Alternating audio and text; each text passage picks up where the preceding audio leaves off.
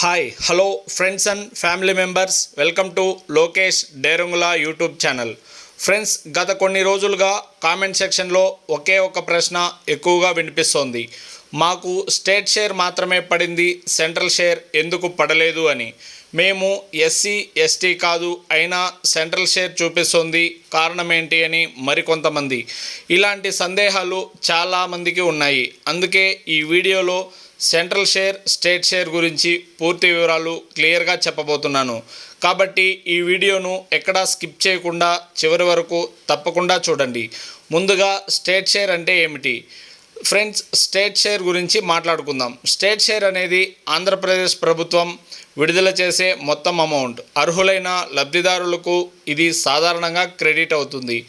అందుకే చాలామందికి ప్రస్తుతం స్టేట్ షేర్ మాత్రమే క్రెడిట్ అయిందని స్టేటస్ చూపిస్తోంది. సెంట్రల్ షేర్ అంటే ఏమిటి?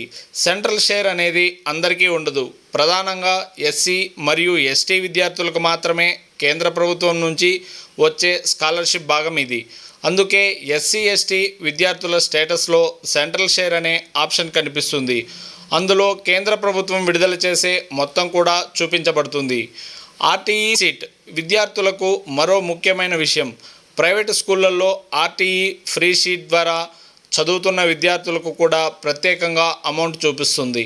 అక్కడ amount send to school under RTE అనే ఆప్షన్ ఉంటుంది. ఈ మొత్తం విద్యార్థి అకౌంట్లో కాకుండా నేరుగా సంబంధిత స్కూల్ ప్రభుత్వంకి విడుదల చేస్తుంది. అందుకే ఆ అమౌంట్ మీకు తగ్గినట్లు చూపిస్తుంది. సెంట్రల్ షేర్ ఎప్పుడు పడుతుంది? ఇప్పుడు అందరూ అడుగుతున్న ప్రశ్న ఇదే. సెంట్రల్ షేర్ ఎప్పుడు? ప్రస్తుతం అధికారికంగా ఖచ్చితమైన ప్రకటన ఏదీ లేదు. అయితే అందుబాటులో ఉన్న సమాచారం ప్రకారం ఆగస్ట్ ఆఖరిలోపు విడుదలయ్యే అవకాశం ఉందని చెబుతున్నారు.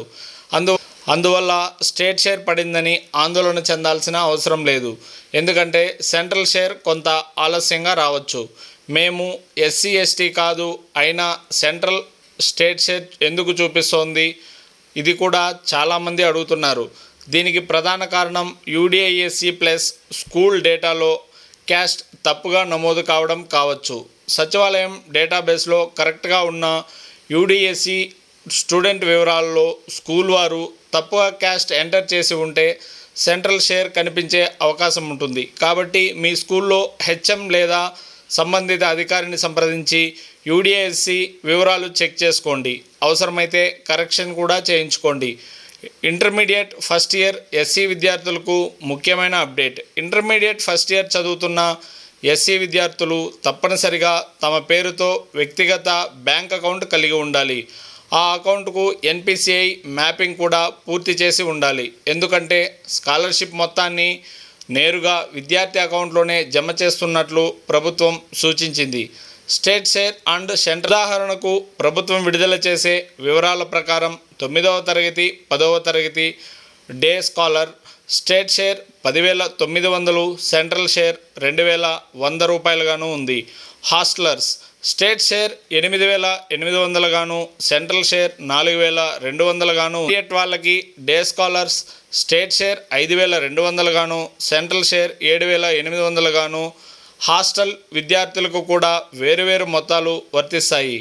మీరు స్క్రీన్పై చూపిస్తున్న పట్టిక ద్వారా ఇవి మరింత క్లియర్గా అర్థమవుతాయి. హౌస్ హోల్డ్ మ్యాపింగ్ తప్పనిసరి.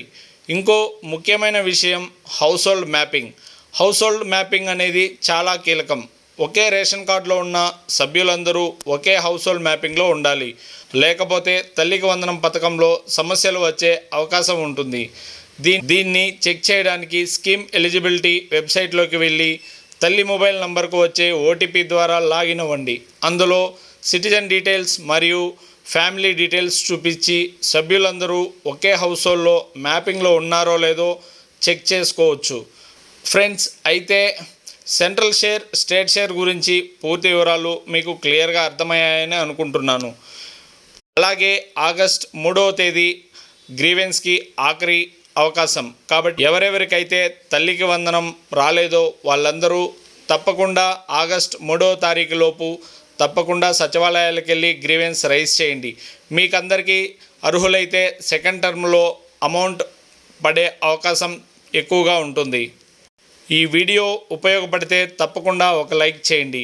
ఇలాంటి తాజా ప్రభుత్వ పథకాల అప్డేట్, స్కాలర్షిప్ సమాచారం, యూడిఐఎస్సి మరియు తల్లికి వందనం సంబంధిత ప్రతి అప్డేట్ కోసం మా లోకేష్ డేరుంగల యూట్యూబ్ ఛానల్ను సబ్స్క్రైబ్ చేసి పక్కనే ఉన్న బెల్ ఐకాన్ను కూడా ప్రెస్ చేయండి. ధన్యవాదాలు. I love India, I love Indian army. జై హింద్.